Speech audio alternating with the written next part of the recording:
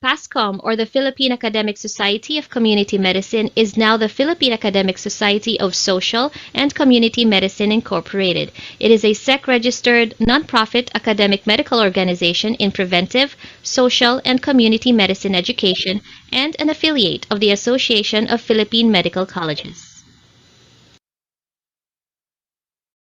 Pascom aims to be the premier organization in preventive, social, and community medicine education, facilitating advancement of the optimal health of the nation, advocating accessible holistic care and equitable delivery of services, promoting relevant research and professional development. Pascom is committed to the pursuit of the advancement of the discipline and practice of preventive, social, and community medicine among faculty and learners. It aims to uphold social accountability and people empowerment, as well as foster nationalism and ensure moral, ethical, and spiritual values in enhancing academic growth and welfare of its members. To welcome us to the program is the President of the Philippine Academic Society of Social and Community Medicine, Dr. Cherry Bernardo Lazaro. Magandang araw and welcome to another webinar by the Philippine Academic Society of Social and Community Medicine or Pascom. Matatandaan nung nakaraang Lunes ay ipinagdiwang natin ang ating Independence Day at siguro marami sa atin ay nagtanong, may saysay ba ang Independence Day para sa inyo? Siguro gusto niyo malaman ilang taon sasagot ng oo, ilang taong sasagot ng hindi.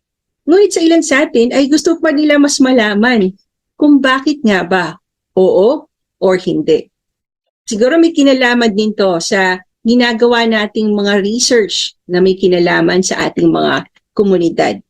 While we concern ourselves or while we are usually concerned with the numbers, the figures that quantitative studies would give, minsan matatanong natin, paano na naman natin mapoprocess or magagamit ang ating datos sa pakikipagtalakayan, pakikipag-usap, pakikipagbalitaktakan sa mga tao sa komunidad. Pwede ba itong gawing research? Datos ba to? At paano natin proproseso ang mga datos na to? Dito po pumapasok ang ating qualitative research design.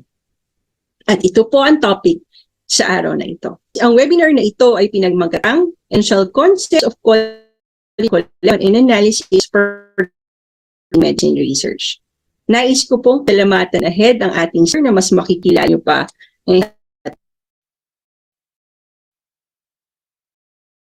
Gusto ko palamatan ang ating now representative, Dr. Jean, helping us invite our speaker, and of course, our Vice President and Head CPD Activities, Dr.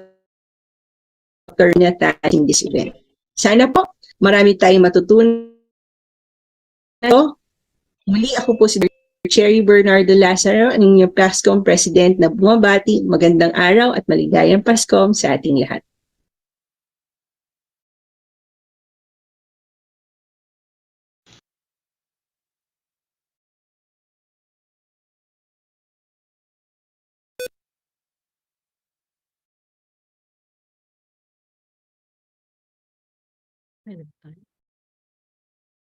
Magandang hapon.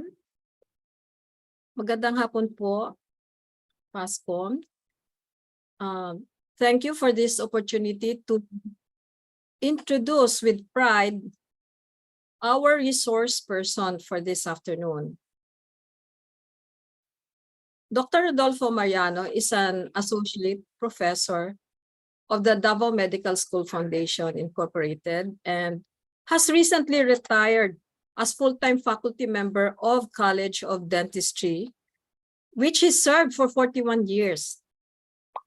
He was sent to the University of the Philippines for a stint in dental public health to help organize the Young Dental School then, which just had their first batch of students in 1980. The Davao Medical School Foundation Incorporated was established with a trust on public health. He joined the faculty the year after and helped develop a curriculum, organized, and chaired the Department of Public Health Dentistry. or social dentistry or community dentistry, general education, and community dentistry until 2018. He taught all subjects of social import including research.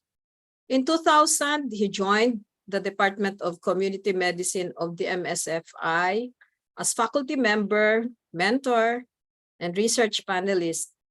After having attended the seminar on qualitative research by Social Science Department of Ateneo de Davao University, he took interest in qualitative research and mentored the first qualitative study by community medicine. In 2001, he became faculty member, mentor, thesis panelist of the graduate school. He teaches qualitative and mixed method research, which is a recent interest of his, and has mentored various qualitative studies and theses. Realizing further that community participation is the key element to the development programs, he took a course in participatory development in the MSF. Dr. Mariano became a member of the Philippine Academy of Dental Public Health, an official affiliate society of the Philippine Dental Association, and the 7th and youngest specialty group recognized by the PRC. He became a fellow in 2020, one of the only 10 and the only one outside Luzon, and he is now its president. Colleagues, help me welcome Dr. Rodolfo Mariano. Thank you. Thank you, Doc Jean. Good afternoon, everyone. Good afternoon, sir. Can I now share? Yes, sir. Please try po.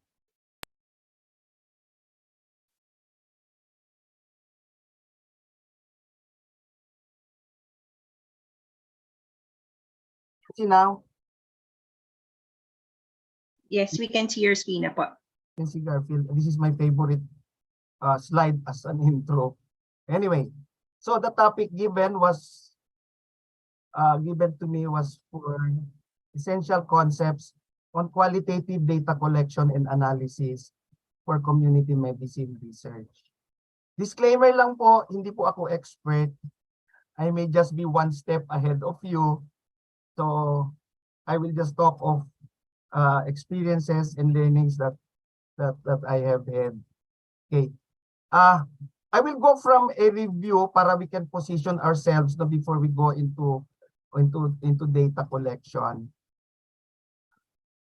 This is one of my favorites. When counting isn't enough. And this guy, kilala ba natin to? Sino nga ito? Albert Einstein. Not everything that counts can be counted, and not everything that can be counted counts. So it's medyo matalinghaga, no? It's quite if you're going to interpret this one literally, medyo mahirap-hirap naman, no? But the position here is that no, not everything that's important can be counted, and not everything that can be counted is important. So, what is qualitative research? Very simply, it's a set of research techniques in which data is obtained from a relatively small group of respondents and not analyzed with statistical terms or techniques, no? So usually, pag ito yung opening ko, many students will say, there is no statistics. This is easy. So it's an empirical research in which the researcher explores relationships using textual rather than quantitative data. Furthermore, it is a loosely defined category of research designs or models, all of which elicit verbal, visual, tactile, olfactory, and gustatory data. Let us come to think of it parang the senses. Okay? All of the senses can be used and described. it has multiple focal points.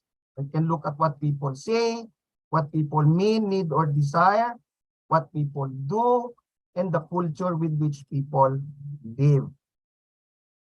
So again, sabi kanina, quali ba or quanti? Do we do quali? Do we do quanti? In fact, meron ng isang paradigm ngayon, the mixed methods, no? Kasi parating nag-aaway the quanti and the quali. No? Quanti people will say quanti is the best, especially again, no? This is the background of medicine and health. No, the social sciences would say, well, quali is the best. No? So now we have the mixed methods research, but that would be maybe another topic in the future. So when do we use qualitative research? So it's particularly suited for topics that seek explanation of the why or the how, or topics that are at the exploration stage, or where the notable variables are unclear, or with a theoretical position that needs to be tested. Or for topics that are sensitive, topics that are complicated, or for topics that are non-measurable. And it's concerned with interaction or with process. Primary purpose can be used for exploratory, sometimes referred to as discovery, or seeking to investigate an under-researched area. I always would say that there are many things, no, in medicine, in health, in dentistry, that are yet to be known. No, we have so many phenomena that needs explanation. No, that's why qualitative becomes very useful. It can be used to describe a phenomenon.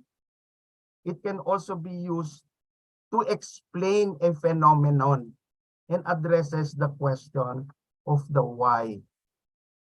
My experience, no, when I have mentee groups or students as mentor, would always be these three questions. What is the problem situation? Who are affected? How many are affected? If you have only very few, then go for the quali. Of course, you cannot do quanti for a few. But very significant is what is the problem situation? You know, traditionally, when students will come for research, no, it's always quantitative, using topics that are, you know, it's there already in literature. Now in ComEd 4, when we usually start with community diagnosis, my advice is for mentors, no, is to look at the data that students present to you, no. Usually kasi yung like today we talk of COVID or COVID hesitancy. Just recently, WHO declared already that COVID is not a national emergency. So if you will be doing COVID studies quantitatively, pasay na yung literature natin, and even the instruments that you will use is already rendered obsolete, no? Kasi the context has changed. Diba? Parang the context should be, given that COVID is not anymore a pandemic, will you still get your booster, or will you still have your, so medyo you have to be very sensitive, no, to the data that students will present, no? Very easy for students to just go for hypertension, smoking, alcohol drinking, but you know, there are many problem situations that can be research on, so that, you know, we will understand and appreciate the why, no? Kunyari, children who are left who are not completely immunized. So bakit, no? So pwede siya. Now, there are many qualitative traditions now, no? We have the phenomenology, which talks of a phenomenon, the narrative research, ethnography. I'll give examples na lang later of what we have had. But the popular is the case study and the case series. In the medical school, we do not anymore, except for very rare occasion na isa lang yung participant, then we allow the case study. No, but the the the the the the tradition that we use is allowing as having students go for case series, no, para they will go beyond the case study, which they already probably would have had already, or they would have already in their, in the clinical rotation. You know that biography is also a quali tradition, grounded theory, and verbal autopsy. Bago ito, although 2000 pa ito by WHO, verbal autopsy is a qualitative tradition. Now, going to data collection, again, coming from a problem situation, no? Of course, to remind us that we do not use objectives, no, for qualitative, we use questions. So parang the general objective is the grand tour question in qualitative, and then the specific objectives are called the sub-questions in qualitative research. No, very similar, except that the questions are of course questions, no, and the sub-questions usually can be used as the interview guide already. Now, what methods do we have for data collection in qualitative? No, it's still the same. So we have the interview, okay, but the interview for quali is a little different. So interviews can come either structured, semi-structured, or the unstructured ones. The structured is of course for quantitative. The semi-structured and the unstructured are for qualitative interviews. Now, one of the many feedbacks that I get from students, no, when they do qualitative research, is the interviewing skills of the students, okay, are enhanced, no, because again, no, if you would want to look further, the interview would really require the probes or doing probing. There will just be about 7 or 8 sub-questions that can be used, no, or that you can use as guide. But the probing is very important. And I always would say that when one will do the probing, it's like being a marites, no? It's like being a chismoso or a chismosa. Bakit? Bakit? Why? So we do the probing to elaborate, to get details, or to clarify. And my usual example is, ladies, maybe you can recall, no, the first time that you went to watch a movie with your boyfriend. Si mama then probably, no, was very marites. Oh, saan kayo nanood? Anong pinanood ninyo? Anong ginawa ninyo habang nanonood kayo? Saan kayo pumunta after kayo nanood? No, so that's probing. So that's how you can elicit the story or the narrative from the participant or from the participant or from your participants. No? So medyo malalim yung kwentuhan. And again, no, the many students would say na, Doc, na-enhance yung aming interviewing skills. So this is very useful. Again, no, doing the interview in clinical medicine, probably structured yung, no, the interviewing is very structured, no. But here you can go for the in-depth interview. You can go a key informant interview, but nonetheless it will be very very detailed, no. As I always would say, you would want to get a story. So it's not question and answer, but getting the participant tell a story. You hand over the conversation to your participant. In structured or in quantitative, it will just be by response. Yes, no, oo, hindi, no. But here, you allow your participants to to tell you a story. Now, this will still require some skills, no? But then again, students can learn and can develop their skills also for interviewing. No? Now, other methods will be the focus group discussion and doing an observation. It's quite a little difficult for students to go FGD, no? We would allow only students to go for FGD, no? If they can have a facilitator, no? Kasi doing the interview will be a little lang na easier and convenient for students, at least ma-enhance sila. But doing the FGD is a little difficult. That's why phenomenology is not yet with us, no? Kasi medyo mahirap ang data collection for phenomenology. So the interview can be very useful for your case study or for your case series. And observation is another method of data collection. Now, there are other methods now, no? Again, in qualitative research, documents, photographs, videotapes are very useful and can be sources of data. So you can let students take photographs, then interpret photographs, no?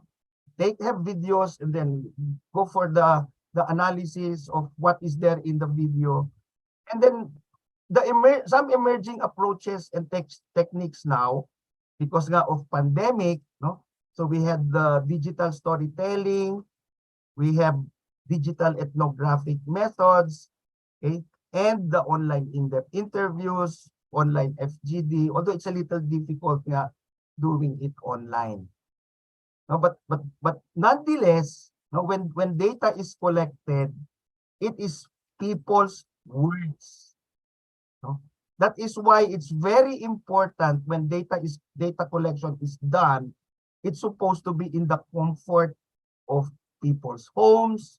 Okay, if you're doing study is being done, kunyari, like kami dito, we have NGOs or functional communities. So like Talikala, which is an NGO that cares for prostituted women. So in their comfort zone. So that's how you do the data collection. Now, very important that when data collection is done, permission should be asked. It's ethical to ask permission that the conversation will be recorded. No, that would be the very least, no, recording of the conversation or the interview. Nice sana ang video, but it's a little difficult to get people, no, to allow themselves being videotaped. No, so digital recording na lang ang ano. And the recording should also, if I always would say, if it's possible, no, that there will be two recording devices, no, that one device is there held by the participant and then another by the interviewer. Kung meron siyang assistant, then kasi there are many information like the facial expression that cannot be read, no, in the digital recording.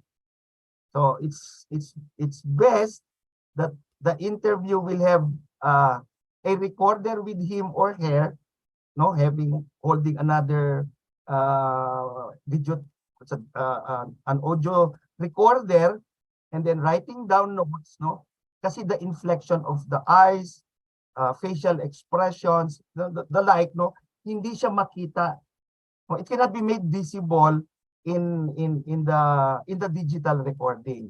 And it's very important, no, kasi you are allowing people to tell their stories, no. Kung minsan there may be galit in their, you know, in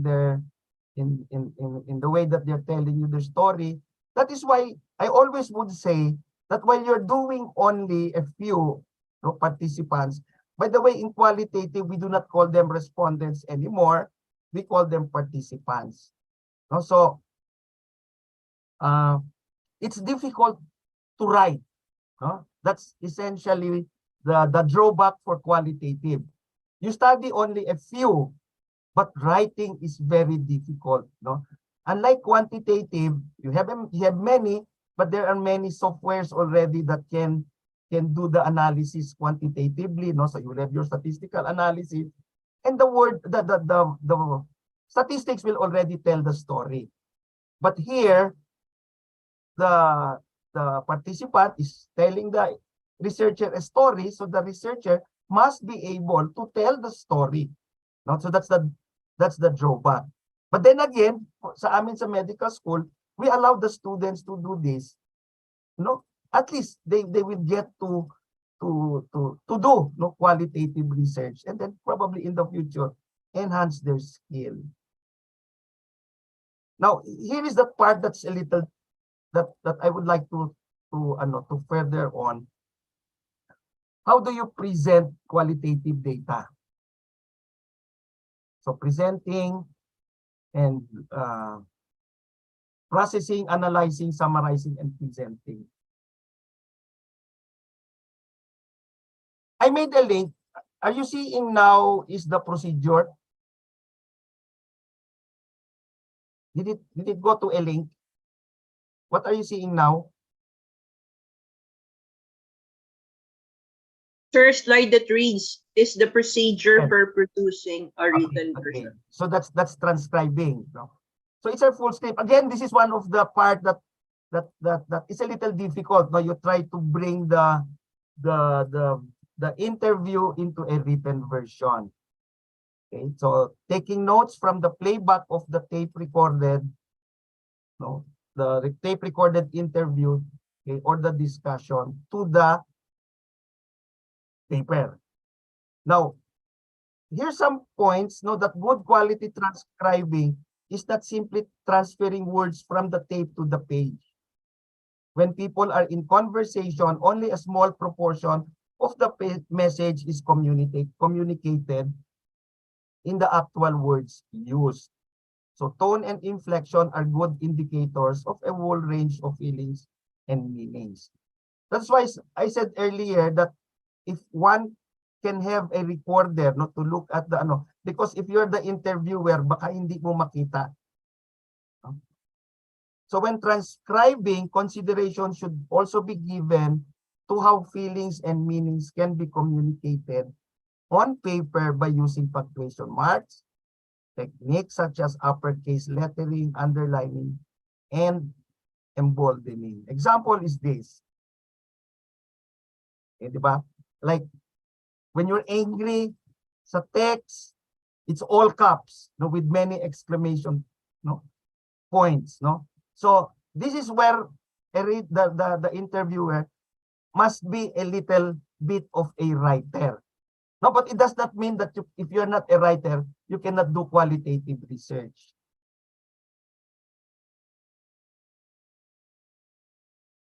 Okay.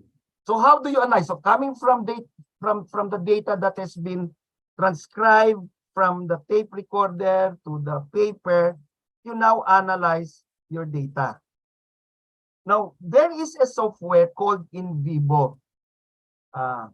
This you can just feed in everything and then it will give you already the themes. It's quite expensive. No, it was presented to us in the medical school. Hindi namin kinuha dahil medyo may kamahalan. But I would still go for the students to have the doing the manual analysis, no, kasi sila yung nag-interview, the researchers did the interview, so they should know what they have asked and how the participant responded, no, to get the feel. Again, very useful ang In Vivo, no? Again, yun lang, medyo may kamahalan, no, but it's the machine that will do the analysis. Baka mawala na ang touch of the researcher. So here are 4 strategies. I will just maybe concentrate more on the thematic, no, because this is the one that's very useful and one that's used by novice researchers. So it's thematic analysis is an intuitive approach that allows researchers to explore patterns. Intuitive. So bakit yung intuitive? No, because it involves one's own interpretation to select the codes and to construct the themes. In vivo can do this, no, but mas maganda that I think of, no, and I believe na mas maganda yung researcher mismo will do the selection of codes and the construction of the themes. So it's an ideal analytic method for novice qualitative researchers. And it's very useful to understand experiences, thoughts, or behaviors. So how does this happen? No, very simply, you get to initially read your data. So there will be many pages. So you get into segmenting your information, okay? And then labeling them with codes. You can have many codes of 30 to 40. And then you reduce the overlapping and the redundancy of codes until you get about 20. And then collapse the codes into themes where you will have about 5 to 7. So this is what many authors would say, no? That have only about 5 to 7 themes para hindi masyado marami yung topics or that you're going to write.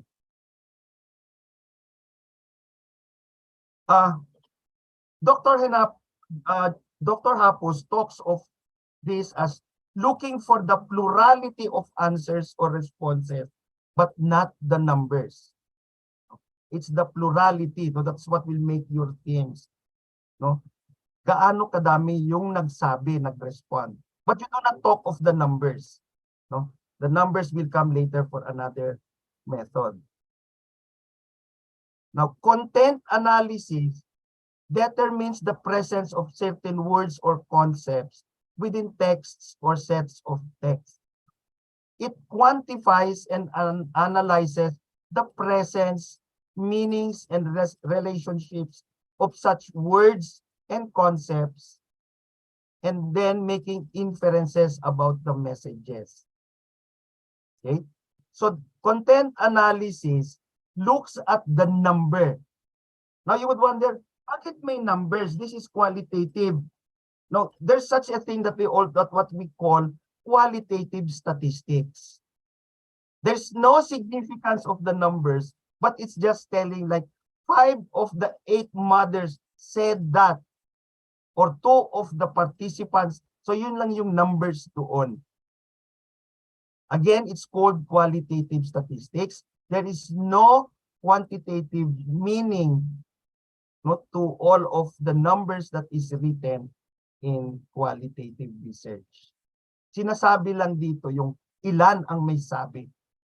So you look for numbers rather than plurality. Now, very similar ito. Actually, if you go further on the strategies, halos magkakapare-pareho. Ay, sorry. So this is discourse. Kamali ang thinking. So discourse analysis focuses on the language and discourse used in the narrative. So this is used to assess how language is used to express differing viewpoints. And then this one is supposed to be the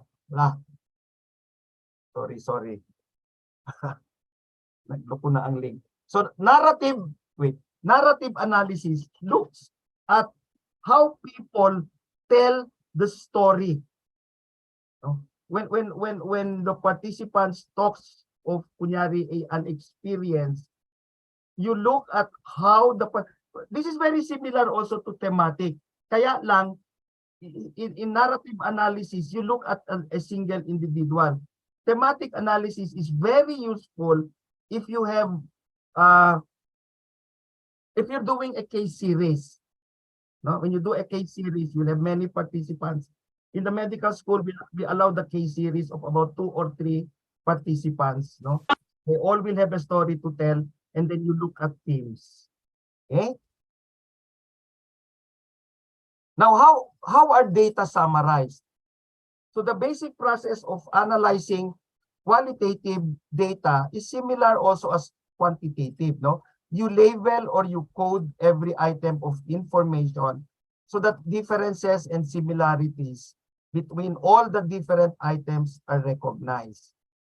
So you do codes, so you do a coding. You put similar codes together, similar answers together, and then you will get your codes again as in thematic. You go into your themes. Now, how are data presented? For qualitative data, you describe the population. No, it's like similar to quantitative, and then you describe the characteristic or the attribute. You use quotations. No?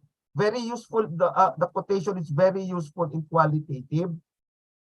And then using quantitative techniques again, like your tables, your graphs, matrices, you can do this. You can use diagrams. You can use flowcharts. And you can use vignettes. So this is one of my favorite, no, when to tell students to use vignettes. It's a short impressionistic scene that focuses on one moment or give a particular insight into a character, an idea, or setting. Here's an example of one we had. So, business as usual, a case series on the experiences of selected prostituted women during the COVID pandemic. Okay, so here's the story, no? And then here's the vignette. So it's a quotation.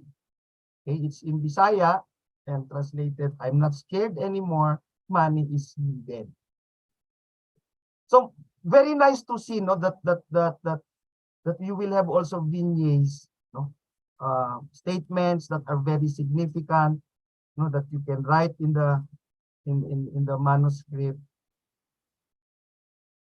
So anong sinabi dito? Despite knowing the health risks that come with the pandemic, prostituted women are often driven by their survival instincts to carry, etc., etc. The participants express fear, the fear of COVID outweighing the fear of hunger outweighing the fear of contracting COVID. And then writing. I'll go with writing. So how do you write qualitative? Qualitative data produces three kinds of data: descriptions, quotations, excerpts of documents that will lead to your narrative descriptions, can lead to charts or to diagrams. How do you write? You can write in a vicarious manner. You can also write in metaphors. Medyo qualitative is not very strict, no, unlike quantitative. You transport the readers to your field. You can write by lensing, you can write artistically. And I would like to, medyo mabilis yata ako, I would like to end, no, with this, no, coming from Dr. Genaro Hapos. No? The writer's position is in the intro. Why are you passionate about the topic? The evidence that the phenomenon is unique, that there's the lack of the body of literature that focus on the meaning of your topic in a new dimension, and the gift of storytelling. Having the gift of the narrative, no need for underlining or intervening, and you tell the story by handwriting using the voice of the participants. And you being in the being of the participants. You can write in the way that you understand, or you can write in the way that the participants would want their story being told. Subject tempering also is very useful through member checking. You can go back and say, what else, ma'am? Did I tell everything already? Did I write everything already?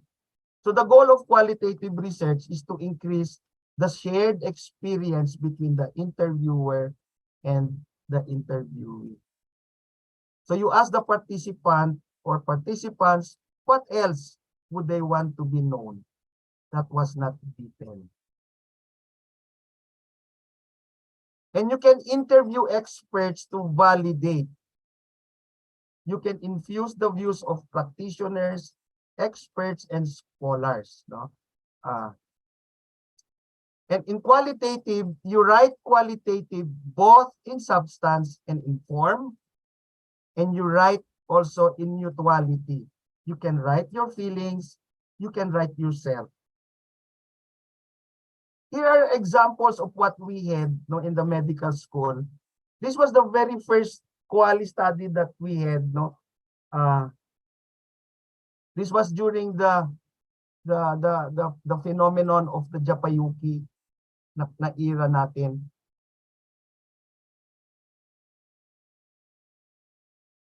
This was a nursing study. Never mind the picture. Ano lang ito siya.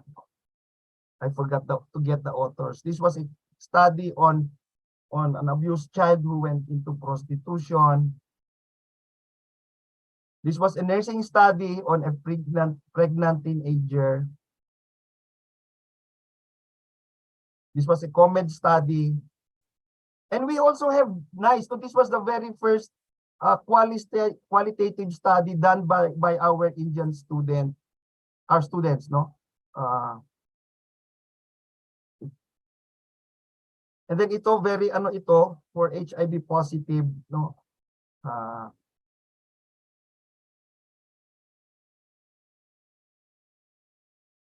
This one's a thesis.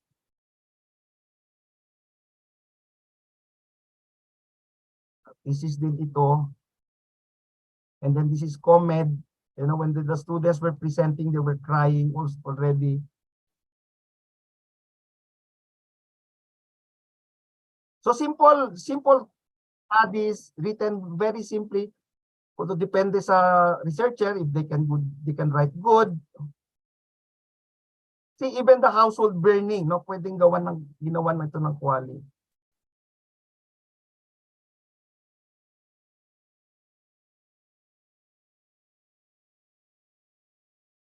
Do you want to read by? Am I going fast?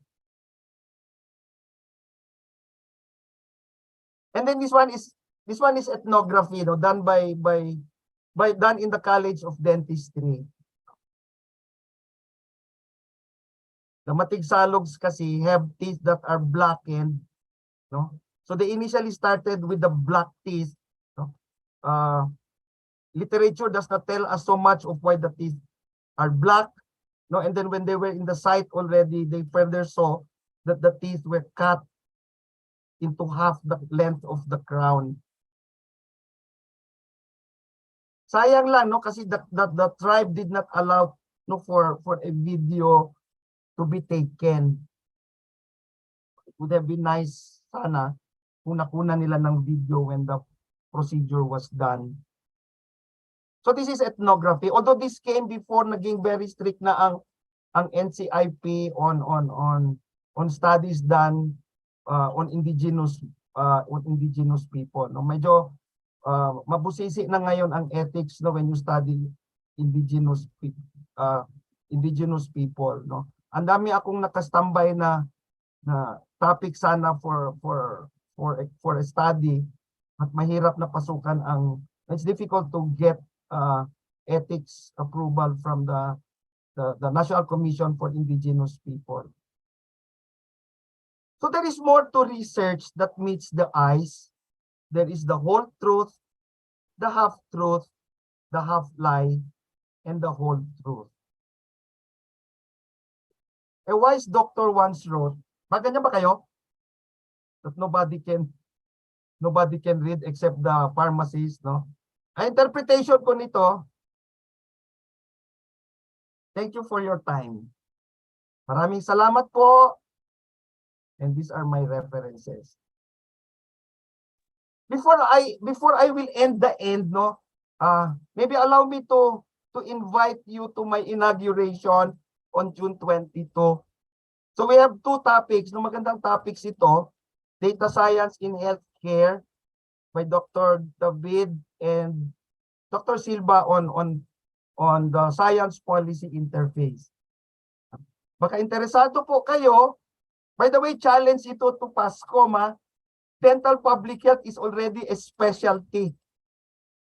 We are a specialty already, no? So PRC recognized na kami. So kung interesado po kayo nito, you can take a screenshot.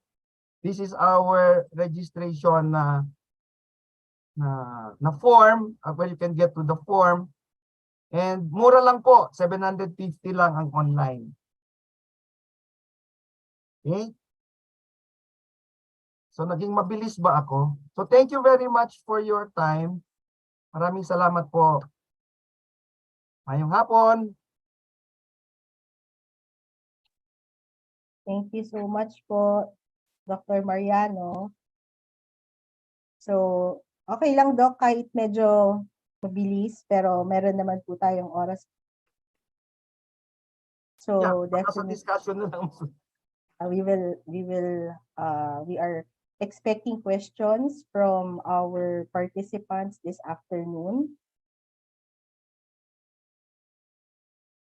Ayan. So, again, I'm Doc Richa po. So, I will be moderating the open forum together with Doc Chito.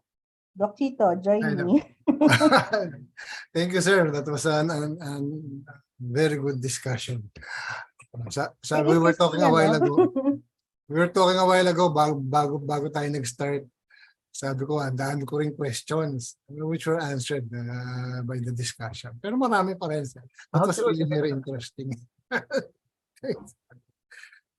Ayan, sige. So, to start the ball rolling for our open forum, Doc Chito, baka gusto mong maunang itanong ang iyong question. Alam ko may hinanda ka. Ang dami. It was really very interesting. Tsaka kasi sir, ito ang magandang discussion because kahit sa graduate studies, sa graduate school, yung qualitative, we're seeing the importance of qualitative studies. Hindi lang siya basta springboard na lang for conducting other research studies. Pero one of the things that would make researchers venture into qualitative research studies would be yung konti lang, sir, yung yung ROL. So pero ang problem would be pag sa writing. Medyo nagtatagal sa writing. Can you give us some tips or your view on this, na kaya sila nagpunta sa ROL, sa quali kasi konti lang yung ROL. Then ang hirap pala pagka ginagawa na nila yung pag collection and the writing of the final paper. Sure. Okay. For the literature, ito yung sinasabi ko, in the proposal, pwedeng konti. No, but in the final paper, mas marami pa siya kaysa doon sa quantity, no? Kasi lahat nung kunyari you're doing a study of a girl who was raped, kunyari you want to get the experiences kunyari of a rape victim. Tapos doon sa kwento niya, sinabi niya na I was raped by my brother. So this is now a context that you have to look into. Oh, this is incest rape. What does literature talk of incest rape? Mag-i-expand niya yon. The literature is, ang tawag dito, literature is evolving. You may start with a very few, no, kunyari you start lang with the general sub-questions, no? Kasi like quantitative, di ba, in quantitative, the literature is according to the specific objectives. So kunyari you'll have 7 sub-questions, then you just go for, initially, kunyari in the proposal, you will just go for the 7 sub-questions. Ano ba yung generic doon na topic? But after you have collected data already, yung ikukwento mo, no, dapat hanapan mo ng literature because when you discuss, kunyari, I was raped by my brother. So that's incest rape. So dapat incest rape will come out in the literature because you will bring it back into the discussion. So what does literature say about incest rape? So nag-i-evolve, dumadami, lumalawak yung literature. And it can go for so many pages. No? Kasi you need kasi, when you discuss, when you do go into the discussion, lahat ng sinabi doon lang, lahat ng kwento, dapat may literature. So again, you may start with only a few pages, no? But in the final paper, it will be very vast already. So mali yung it's a myth that you will do only little, that there's only little literature, kaya madali magawa ng quali. Hindi naman, not that naman na na easy. No? Unlike quantitative, the literature is already fixed, no? Kasi you know the theories already. But in quali, you do not know what's going to happen. Kaya generic lang yung literature when you do, kunyari for panel presentation in the proposal, parang generic lang yung literature. Kasi hindi mo alam ano yung kwento niya eh. But after you have collected data and then you're starting to write, magbabago yung literature because you have to tell the story of your participant in your literature. So the ROL is a story of the phenomenon seen in literature, which you will bring to your discussion, okay? For comparison, no, are the results of is the story of your participant similar to what you have in your RRL. So lumalawak siya. Yan, thank you so much, Doc, for that answer. So actually, yun din siguro yung very interesting when we do qualitative researches, no? Minsan hindi mo alam kung ano yung lalabas talaga. Yes. With the information that you'll be able to gather. And then the title also is evolving, ha. You may start with a generic lang na title, but after you have written, baka there will be something else, no, na mas maganda kaysa sa title. The title that you propose in your proposal. Kaya evolving din. The title is evolving. ROL is also evolving. No, unlike quanti, fixed na eh. Diba? The variables are known already, so fixed na siya. Thank you, Doc. May questions tayo sa group chat. I would like to start with a question from Dr. Maria Rabok. No, so she asked po, what will be the ideal number of participants in a phenomenological study? Usually kasi phenomenological studies kasi will be a group. Usually dito is how large your FGD will be. Kasi phenomenology kasi is best data is best collected using an FGD. Okay, kunyari you're doing an FGD of 8 people, then you can have it already, no? How many groups depende. Kunyari you have your phenomenon talks of probably a difference between males and females. So you will have an FGD of the males, you'll have an FGD of the females. But usually, no, para to minimize the tawag nito, the time for data collection, some would say i-mix na lang. Kaya lang ang problem kasi baka the different, if you have if you do not have a homogeneous group, baka hindi the male will not speak or the women will not speak or wives will not speak because the husband is there. But the phenomenology will go from about 8 to 12 people, no, the FGD. Case study, case series, phenomenon pa rin siya. Kaya lang, you're presenting the phenomenon through a participant or about 2 or 3 others. No? Phenomenology kasi looks at a bigger group. So that will be the basis of how large. The FGD will be about 8 to 12. So depende na how many groups, FGD groups would you want to get or to have, no? Different views of men, different views of women, different views of children. So pwede siya, doon na yung sa FGD.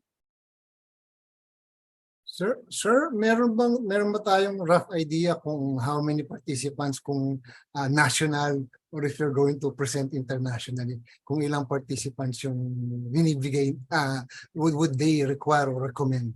Well, I really have no idea kasi Ngayon pa lang din lumalabas ang mga qualitative na journals, no? So hindi pa masyado, pero hindi masyado significant kasi ang the method what's that I no that I feel, no, it's the results kasi ang mas significant ngayon, no, how the results are presented. By the way, let me segue lang, no, baka hindi natin alam, no, traditionally kasi when you present for publication, you present your entire paper. The trend now is that your paper can have many publications. The background of the study is now publishable. The literature is publishable. Methods is publishable. Discussion is publishable. So probably you can have 5 papers published with 1 research paper. Na yun na yung trend ngayon, no? There are journals that accept backgrounds of the study. Kaya I would tell students na very important ang pagsulat ng background. Kasi di ba the usual lalo pag when the students will write the literature, basta kung ano lang yung makita nila, na kunyari they're doing a study of COVID, everything pati physiology of the disease pinapasok nila sa literature, no? So dapat kwento din siya. So again, you can have 5 papers presented and published, no, from a single paper done. And actually, very important din yun kasi sa mga academic institutions po, di ba, we are also required to have our publications. In fact, ano nga yan, basis for promotion, basis for tenure. So, napakahalaga na we are able to publish our work. In relation to that particular aspect po ng publication, there is a question from Dr. Hoves. So he asked po, how many among the qualitative researches done in your medical school got published? Kasi we noticed na ang dami po ng mga pinakita niyong examples ng mga qualitative researches that your students were able to do. So may ballpark po ba tayo? How many got published? And siguro, Doc, you can also give us an idea ng mga public journals where we can publish this kind of researches. So this is what's it's rather unfortunate na wala kaming ma-publish kasi na-violate namin ang ethics. Kasi very fast, di ba? Sa amin kasi, I do not know, no? Comment rotation is 8 weeks. Tapos, there is the community diagnosis. And then about 2 weeks for the proposal, 2 weeks for the collection of data and presentation. So wala kaming paper na naibibigay sa research ethics committee kasi matagal kasi ang ethics review. So yun yung again, that's the dilemma that we have, no? Kasi merong sariling requirements ang research ethics committee which hindi namin kayang ihabol kasi because of the time element, no? So actually walang ma-publish, very difficult to publish also, no, kasi na-collect na yung data so mahirap na i-circumvent and then say that you will still collect in the future. So yun yung problem. But Jane, maybe you can add to that, no, yung ethics natin.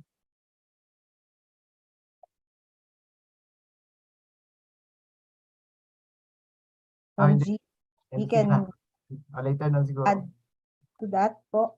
Kasi very relatable po yung na-mention ni Dr. Mariano na if we will wait for the ethics approval before we do the actual implementation ng research, talagang ma-delay, no? And of course, the community cannot wait for us forever. And the students also cannot graduate. And the students then, well, may mga experiences nga po kami na matatapos na yung semester, wala pa rin yung, di ba, yung mga approval na kailangan. So, ano pa yung gagawin sa mga ganun? Baka po meron sa inyo na mga experiences din from our participants in this webinar. How are you able to overcome those challenges? Kasi mukhang ano po, mga similar experiences for us in academic community medicine, itong mga napag-uusapan. So, baka meron mga best practices that can be shared sa group. Makakuha po tayo ng ideya galing sa isa't isa para matulungan natin yung isa't isa dito sa ano na to, challenge of publishing, no? Although by experience po, parang correct me if wrong, no? Pero usually po, 'di ba, kapag mga researches na part siya ng isang program, pwede mo siyang i-apply for expedited review, or if it's part of an academic or an educational program, pwede rin siyang i-apply for expedited review. Meron po Ideally siguro, no, but again, depende siguro sa ano. We attempted when I was the chair of the ethics review 2010 to 2018. My members were faculty of the COMED. So pag upo namin, parang we're trying to get na, okay, it's expedited, baski isa lang sa amin. Because of the number of students, hindi na nagpa-panel. So parang it's individual reviewer. So parang 5 kami, 5 of the COMED faculty members were my members also sa ethics. So sinubukan namin, sige, tig-isa tayo, baka pwedeng ilusot. Hindi din matawag na expedited eh.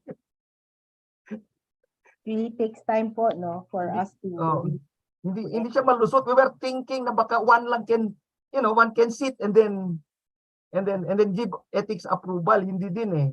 Maski ako nga as the chair, I cannot do that expedited also na on my own. So dapat panel pa rin ang mag-review. So wala talaga kaming ma-publish.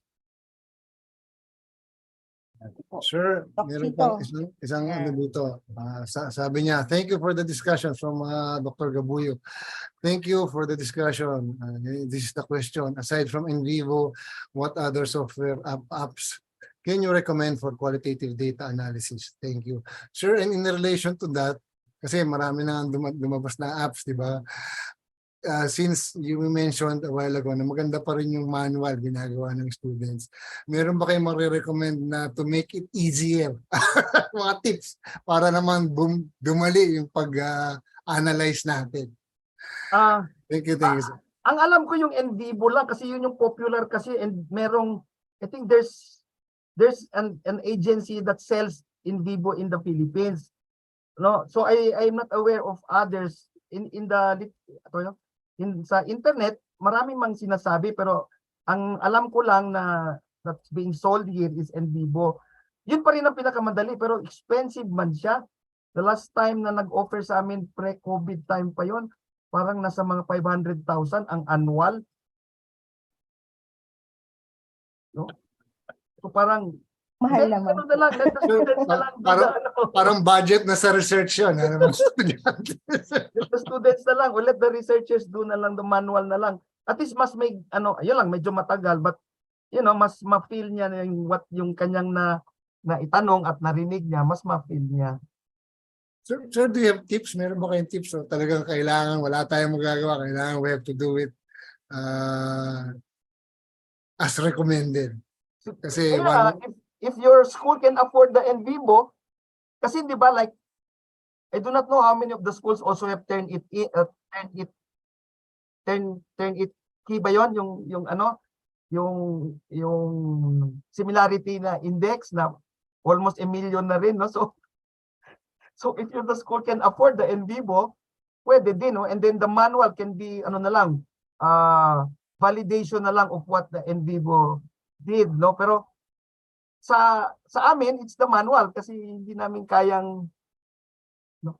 Especially for students, very simple lang naman yung basta they just get the feel of how to write a qualitative, no? Kasi nga, I do not know if you have noticed sa amin kasi over the years, gas-gas na masyado ang quanti. No, paulit-ulit na lang yung mga quanti studies doing hypertension, and then the COVID, babalik-balik na lang, COVID hesitancy, COVID hesitancy. So kung ako ang magme-mentor, I will look for, again, no, yung, ano bang meron doon? Oh, here, you have 3 children not completely immunized, no? So what's the question here? Why? O then do a qualitative study, no? Simple lang na ano. You know, there was one qualitative study that became a policy, no? When the students presented, parang quantitatively in their CDX, parang 3% of the children were not completely immunized. No, and then when the students presented the CDX, and then nandoon ang city health officer, no, downtown Davao, sabi niya, bakit nagkaroon ng children without children not completely immunized, no? So parang it was only 6 mothers o 6 children. Sabi ko, do a qualitative and try to find out why the children were not completely immunized. You know, anong lumabas? Very simple study lang, pero ang lumabas doon, the mothers forgot the schedule. No, and then lumabas doon yung konteksto na pag nakalimutan ng isang Pilipino, so be it na, hindi ba parang ganon? Nakalimutan ko, di, sige na, let it be na. Nakalimutan lang nung nanay. Again, useful siya for the health center, no, the data na meron pa lang hindi completely immunized simply because the mother forgot the schedule, no? So anong recommendation doon is remind the mother. Maybe somebody from the health center will remind the mother, no? So these are things that become very useful. Yan, thank you, Doc. Parang yung last po na natin na webinar about human-centered design, ano, doon tayo unang na-introduce dito sa mga qualitative studies and its usefulness when it comes to designing interventions. No? So hindi lang natatapos doon sa data collection, analysis, and generation of information, but we can actually make it very practical in our case. And yun nga, yun yung mga bagay na hindi po natin nakukuha when we talk about numbers. So yung mga bakit, nasasagot po yun. Sige, kanina nag-ask po ako kung meron pwedeng mag-share ng mga strategies na ginagawa nila pagdating po doon sa ethics review. So nakita ko dito si Dr. McGerald from UERM, Gerald Cueto. So, Doc, can you share po with us what you do in UERM? Hello, good morning, good afternoon. Good afternoon, Chito. Okay. So, malaki yung problema talaga yan for the past 10 years with UERM kasi the ethics committee was always pitching it experimental. So palaging nagdi-delay yung qualitative. I understand. Talagang minsan buwan bago magkaroon ng decision, tapos hanapan ka ng sample size computation, nasan yung statistical analysis mo. So after blood, sweat, and tears, dalawa na po yung ethics committee ng UERM, particularly for qualitative, for the nursing side, and the quantitative for the medical side. So, imbis na umabot ng buwan, usually 2 weeks ang qualitative review sa UERM ngayon. Pero it took them around 10 years to do that. So, if Davao Medical, if the other schools would form a separate ethics committee only for ethics for qualitative, it will be better for most of us. Kaya lang yung time element, patay pa rin kasi 2 weeks proposal, 2 weeks already for the students to present their data. So even if it's 2 weeks for the ethics to give their parang I do not know lang how long, no, kasi sa amin kasi parang 8 weeks lang ang the COMED rotation, no. So parang there's CDX and then there's research.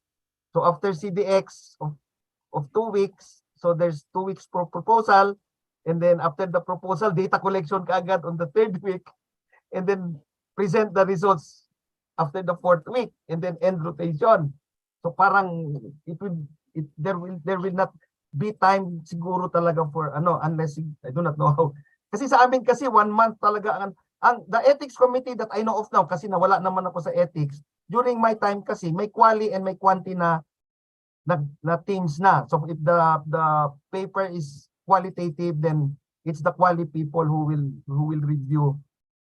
So isang committee na lang made up of many many experts on ethics. Pero yun nga, sa amin kasi parang it's still a month the minimum. So hindi kakayanan nung time natin with comment. Yun yung siguro no, we also need to reinvent talaga, no, be more resourceful and imaginative. How do we parang make these processes more doable for us? Kasi nga po in our community medicine rotations, marami talagang difficulties, no? And that includes yung mga researches, and ngayon kasi talagang it's already required that you do the ethics approval, or you require yung ethics approval. Unlike before, no, dati hindi naman talaga ganun ka higpit. Pero in a way, maganda rin na it's a form of ensuring that good quality yung mga napoproduce natin. So siguro po we need to find other ways, other means kung paano tayo makakalampas dito sa mga challenges. Well, definitely, meron tayong nakikita mga best practices that we can also try its relevance in our institutions. No? Ayan. Maybe Pascom can lead, no, and then maybe benchmark, no? Kasi kung APMC yung baka the lobby will come na from Pascom, no, to maybe to tell to maybe make a policy for the research ethic committees to be a little, no, pwedeng expedited lang a day or two 3 days lang. Dami mong challenge sa Pascom, ah. Kasi mas kayo sa school baka, and then sa institution. Baka pwedeng expedite 2 days, expedite na lang yung, pero ang problema sa dami din Opo. Sana all. dami din ng mga research proposal done by students. Correct. Baka mahirapan din ang ethics. Anyway, baka something that can be explored siguro and studied. Sige po. Thank you, Doc. Thank you, Doc Mac Gerald Cueto. Doc Chito, for our next question. Next question. Sir, meron kasing pag mga students who are conducting the qualitative research, di ba they have their certain roles. Di ba merong nag-interview, may nagtatranscribe, merong nag-observe. Now, when it comes to the writing of the paper, who would you recommend na magsulat? Yung yung magaling bumuka, magaling create, imaginative, o yung mismo mga nag-interview na? What would you recommend? The experience the experience, if even up to today, students will write chapter 1, another will write chapter 2. Oo, china-chap-chap nila. Mahirap talaga. So ang sinasabi ko sa mga estudyante, after the chapter 1 is there, maybe somebody will look at the ituhog para mag-connect, kasi many times the background is not connected to the review, and then the review is very far-fetched from the results, tipong ganon. So somebody has to, even for quanti, somebody has to ito yung parati ko sinasabi sa kanila, because traditionally when students will write authorship, alphabetical. Alphabetical. So parati ko sinasabi, if you did 50-60% of the writing of the paper, would you allow to be called the et al? So ang challenge is whoever contributed the most, no? Siya dapat ang mauna, that's ethics din eh. Siya dapat ang mauna para siya yung parating nababanggit. Kasi kung ikaw yun and then yung letter A doon o the first one doon eh, nagbigay lang ng perang pangmerienda, swerte niya, kayo et al na lang. So somebody has to, although again, medyo mahirap, no? Kasi very fast yung galaw sa COMED eh. 2 weeks to collect and then write. So ano pa rin siya, no? Ang challenge pa rin nasa atin, no? Opo. In connection to that, no, yung na-describe kanina ni Dr. Mariano about dun sa, yun nga, may mga research work yung kanilang mga students. Merong question si Dr. Ans Cordero. So, nagka-clarify po na so ang bawat COMED group sa kada buwan ay required po ba na mag-research? Hindi po ba nakakapagod yun para sa community? So kung ako ang bawat month may new research, parang hindi po yata okay yun. So any comments po on that or clarifications? Actually, nag-post din si Doc Jean ng clarification. So ask muna natin si Dr. Mariano and then si Doc Jean. We would like to ask them for clarification. Si Doc Jean na lang, kasi that I know of, kasi the assignments kasi of our students, they do not go back to the same purok. Parang, tama ba Doc Jean? That the students are assigned, every rotation, students are assigned to a different purok. Yeah. Parang it's like it can be decades in the same barangay, but then they go by cluster. Kunwari, depende sa size ng population. Kunwari, a household cluster of 100, tapos gawan niya ng mga CDX yun. Para hindi paulit-ulit. Tapos, depende rin sa DHO yung pag-utilize niya yung mga data, so makuha niya yung mas maraming number of members, makunan niya ng profile. So in that way, naging advantage din sa DHO na preceptors din nila. Sa functional communities, ganun din, we don't go by yung hundreds, no? It can be parang one-on-one, kunwari 5 sila, 1 to 2 participants, kaya mas nakakaano sila, may opportunity sila for quality research. So hindi napapagod yung aming mga community partners. So ganun yung ginagawa namin. And then establish new contacts na naman, new partners din para mas inclusive siya. So, hindi kami yung sinabi namin geographical. So, meron kami prostituted women, meron PDLs, meron kami persons with substance use disorders. So, yung ganun. So, mas nagkaroon kami ng opportunity for quali. So, parang, I don't know. Parang magandang rin yan way para mas mapalalim yung yes. And with the group that you are engaging, kasi mas nagiging personal talaga since mas maliit yung grupo na nakaka-engage ng mga students, plus yung depth, yung depth of understanding, it becomes more significant.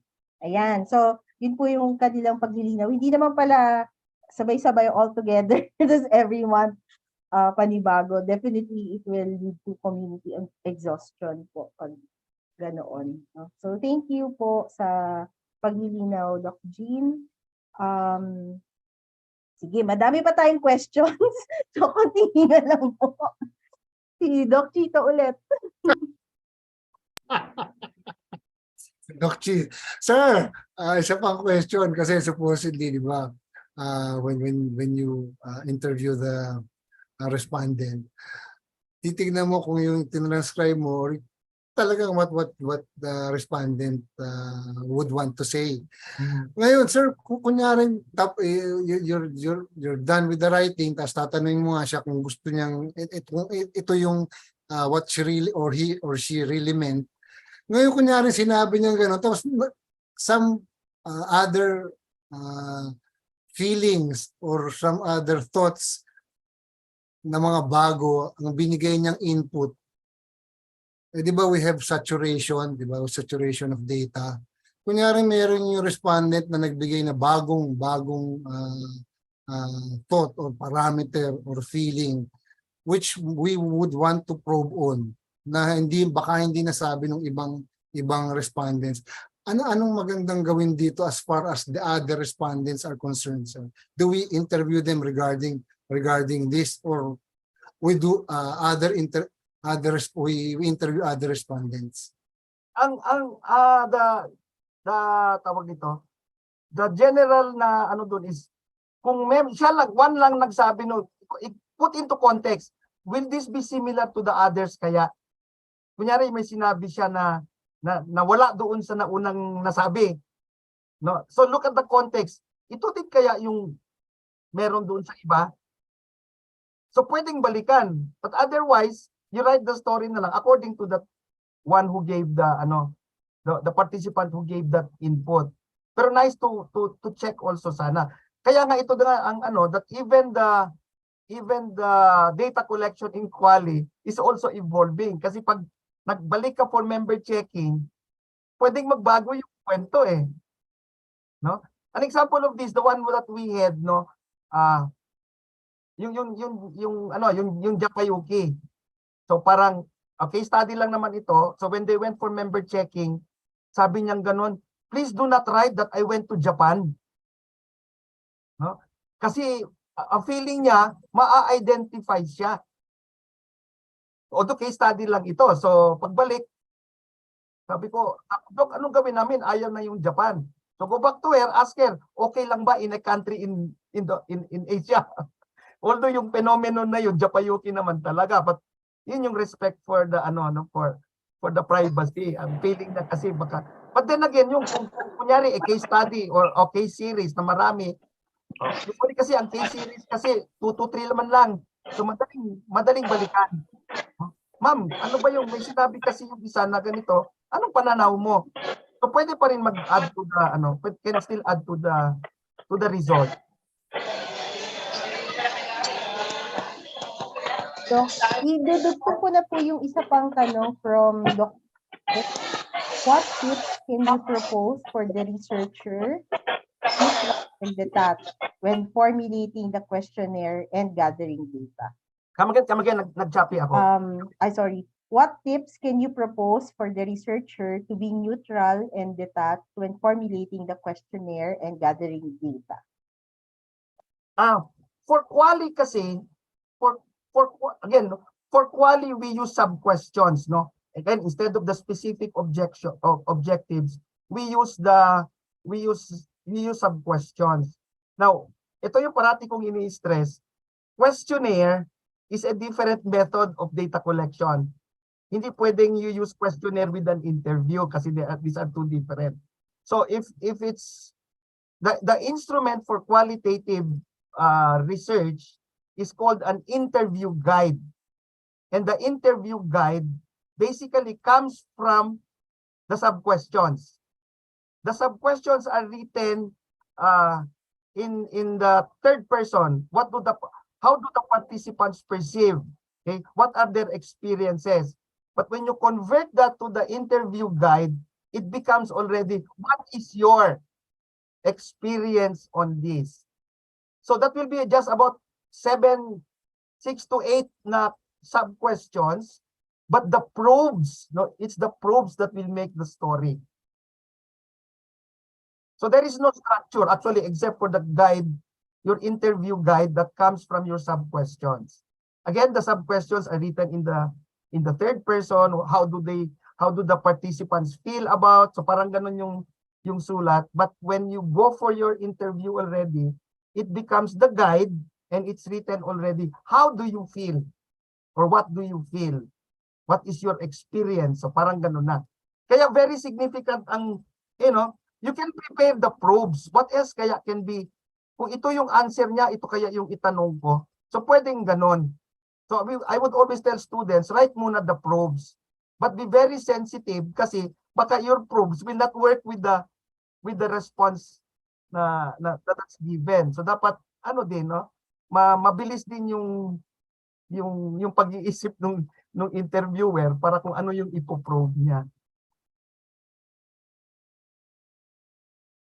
Yan. So, minsan po kasi 'di ba kapag yung mga students natin o you do this data, kailangan din i-remind sila na dapat may guide kayo ha when you do the interview, hindi yung bulagaan na lang tayo kung ano yung itatanong at kung ano yung maisip no? So Ano definitely na, may nakahanda. at least may guide.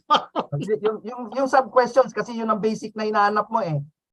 Diba? Kasi that's what you're looking for, yung sub questions. So yun na yung magiging guide na.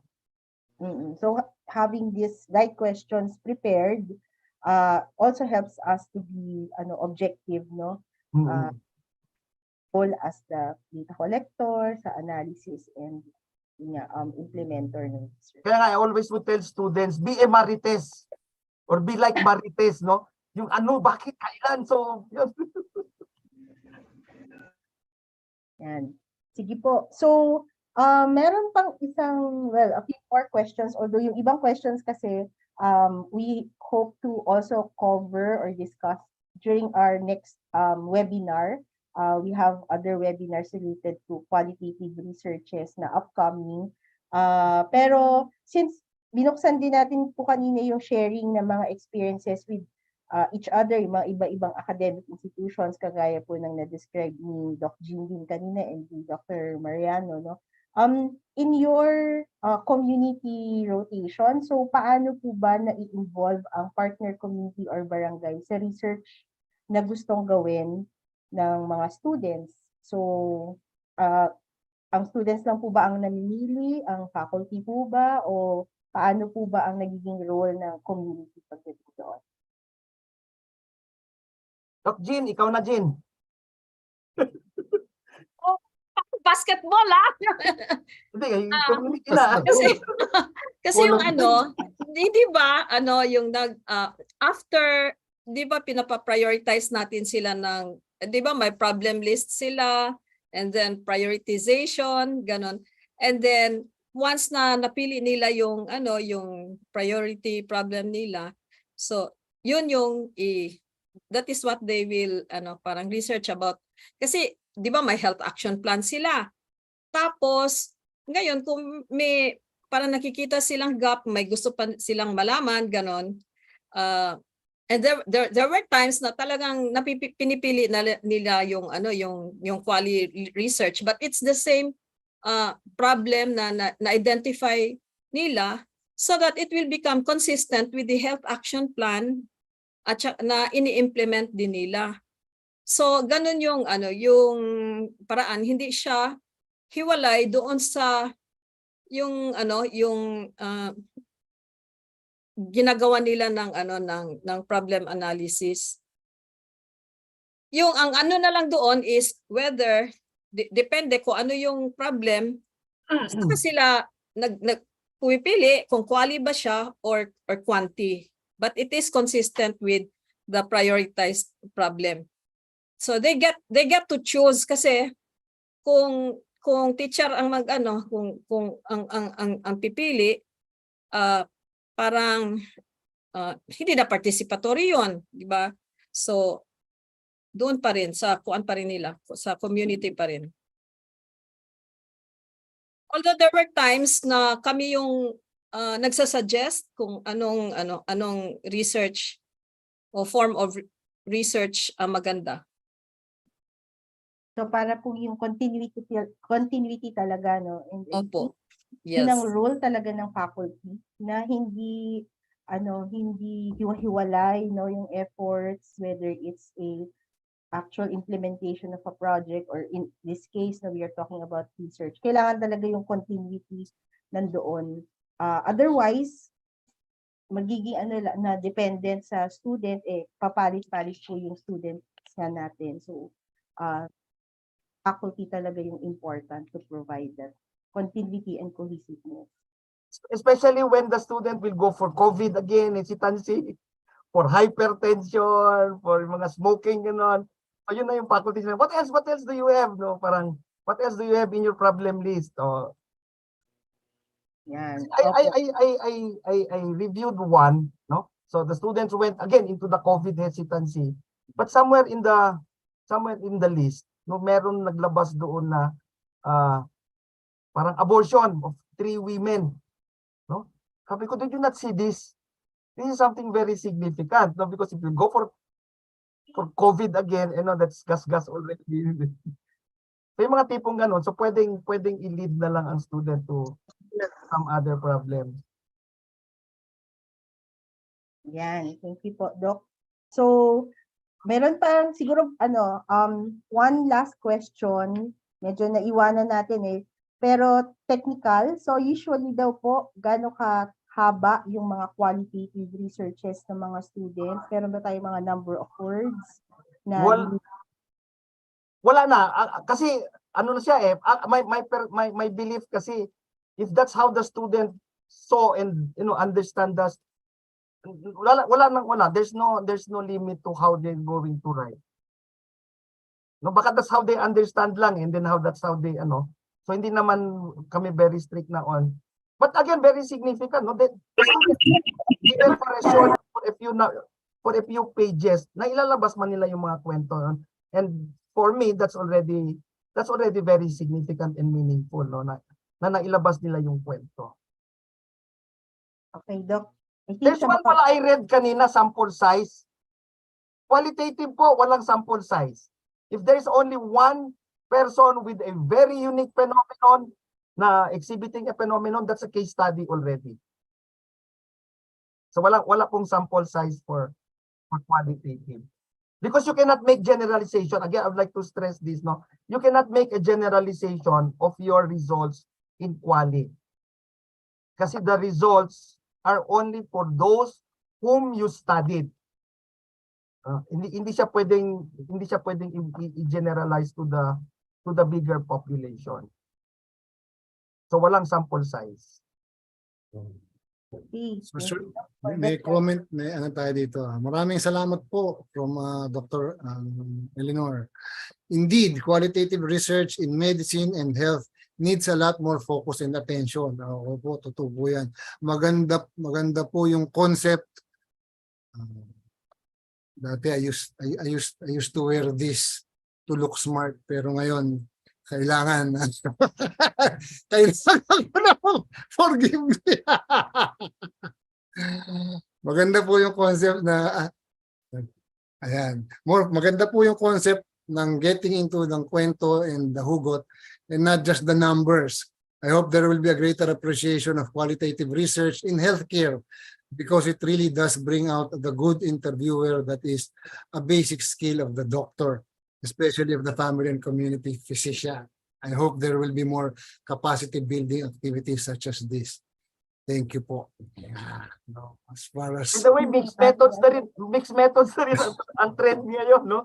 Ang nire-require ng CHED for graduate students, either pure quali or go for mixed methods. Ayaw na nila ng quantitative. Tsaka sir, ang hirap ng ang hirap din ng mix. Mahaba-haba lang, you need more time lang. Pero it can be done, no? I had one lang, simple lang, no? Ano ba yun, yung adherence to medication. Diba? There's a tool, yung MMAS, so adherent or non-adherent. So sabi ko, you get equally information kung bakit hindi sila adherent. Simple lang, although again, it's not the strict in the strict sense of the mix, no? Pero nabigyan lang, bakit hindi ka adherent to your medication? Kasi yung quantity of the MMAS na medical adherence, it will just tell you na adherent or non-adherent. Pero hindi natin nakita kung bakit hindi. Pero again, as it is nga, that's the trend now for the trend na ngayon for researches, no, especially sa CHED. Yan. So, repeating po yung ating final comment from Dr. Eleanor from ITRMC. So, I think marami po tayong napag-usapan at na-clarify during this open forum. Before we continue with the awarding of the certificate for our speaker, we would like, Sir Dr. Mariano, to ask you for any final remarks or final words na pabaon yung mga participants? Sige, Doc. The pabaon that I always would tell students or even young researchers, no, if you want to do it, do it. And kasi if you'll be very hesitant, I'm not a good writer, no, I do not know how to write. And when will you learn how to write? So you can do it, you can write, no. And then again, for if you want, kunyari, you pass through ethics, and then you have a quality study, you can let somebody write for you. You know, you can have a writer write, but be very careful lang na yung isusulat niya, yun yung iyong gusto. But initially, for students, let it be, maski hindi, you know, our Indians, I allow our Indian students to do qualitative research, no? And yun, pwede na, at least they've done something, they got a story. So start, no? If you want to do it, you have to start doing it. No, don't get scared. Don't get scared. Unlike quali is not very strict. You know, very strict masyado ang, no, very structured ang quantitative, but quali is not. You can do it, and you can start to do it. Yan. Thank you so much po, Dr. Mariano. So, ayan. Sina-challenge na naman tayo. If you want to do it, just do it. Di ba? Simulan lang po natin at susunod na siguro yung ibang mga kailangan pa natin na mabuo, no? Definitely, mahirap po talaga magsulat, pero if you feel na nandiyan na yung urge for you to write something, then start working on it. Okay. So, a round of applause po ulit for our speaker. Thank you po, Dr. Rodolfo Mariano, for this very informative and engaging and challenging, no, talk. And we hope na yung pong mga napag-usapan natin ay talagang magamit po ng lahat ng participants natin ngayon sa kanilang work bilang mga community medicine practitioners and teachers. So at this point po, we would like to award yung ating certificate of appreciation.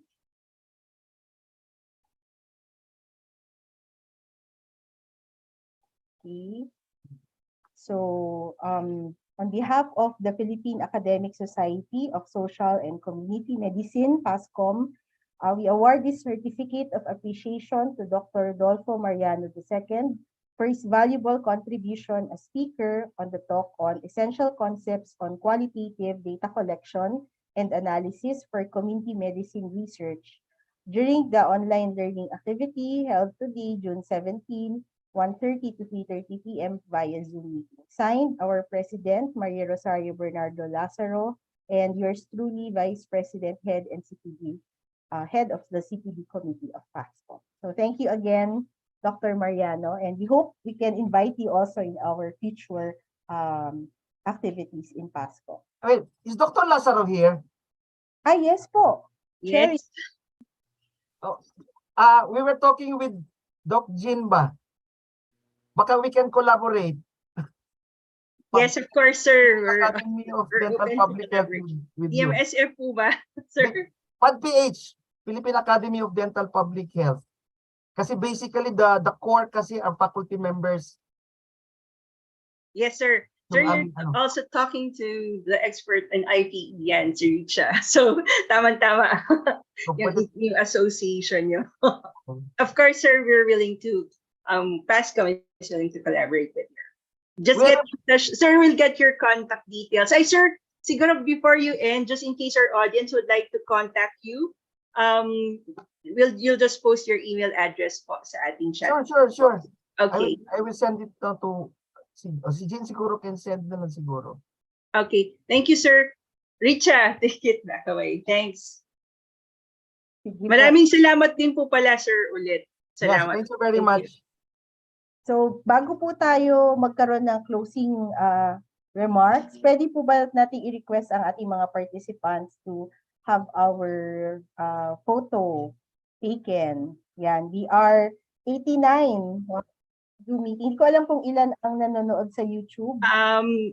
Konti na sa YouTube, pero kanina we reached as much as 96 in our Zoom. Sana yung mga susunod po natin na mga webinars ay abangan po ninyo. Okay, so pa-on lang po ang mga videos. Sige, Hello po so, sa ating lahat. I see a lot our of panels. Richa, sino magte-take ng photo? Si Pwede ako. Chito, yes, Ayan, si okay. Chito. Okay, go, Chito. Go, Chito. So, habang Your nagte-take cue. ng picture si Yeah. Maganda raw, Chito, Ang photo. maganda raw picture, merong ano, you can fit an apple above your head. Yan, sa frame. 4 panels po. Smile. smile. Shout out lang sa mga taga St. Jude, sa aking mga residente sa St. Jude Hospital. Family and Community Medicine. Naghakot din po si Rika from FEU and RMF, I think, and ITRMC. Hello po sa inyo. At sa lahat po ng umattend this afternoon, I see some of my mentors here. Ayan. Pa-open po lang, pa-open po, kindly turn on your videos kahit na kumakain kayo ng Yes, oo. Yung iba kasama Makanan po yung Pilipino. kanilang anak at pamilya. Salamat po. Dinagdagan niyo ang aming audience. Yan. Ilang frame na lang, Chito? Okay na? Okay na. Yan, sige, sige. Thank you, thank you. Thank you, salamat po. Ayan, magko-closing na po si Richa. Konting reminders. No?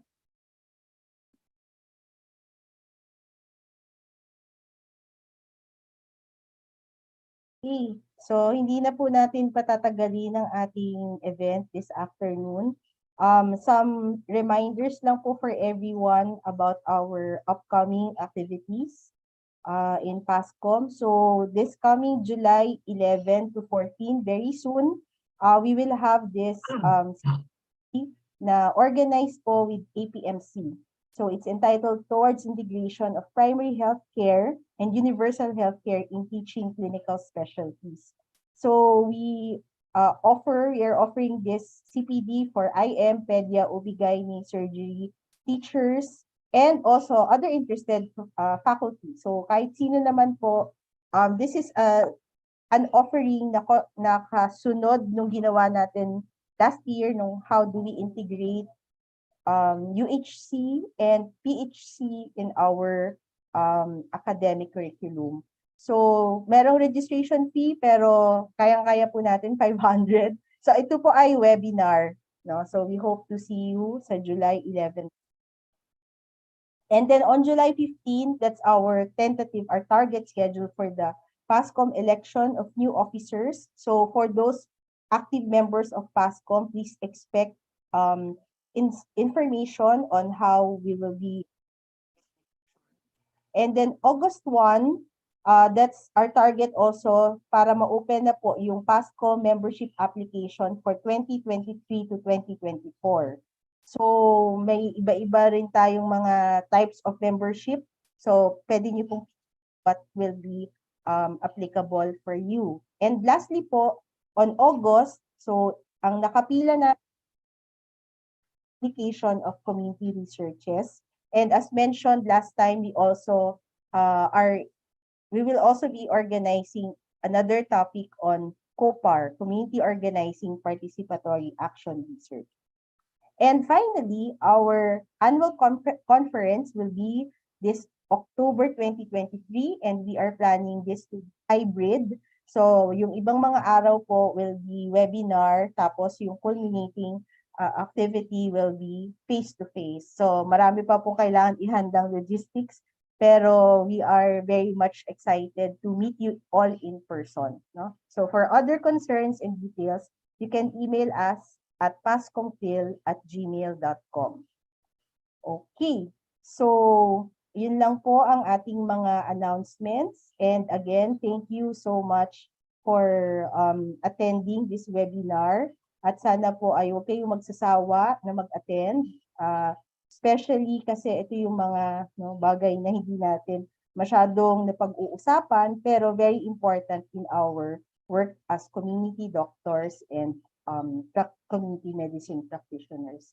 So thank you po ulit sa ating speaker, Dr. Rodolfo Mariano, the second, and of course our Mindanao representative, si Dr. Jean Lindo, for helping us out in this particular webinar.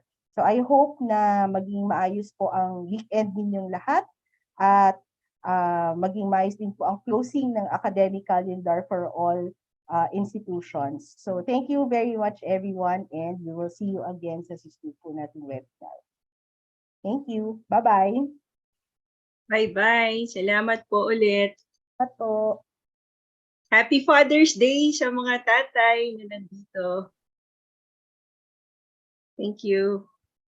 Happy Father's Day pati dun sa mga hindi nakakaalam na father pala sila. Yes, yung mga tumatayong tatay dyan.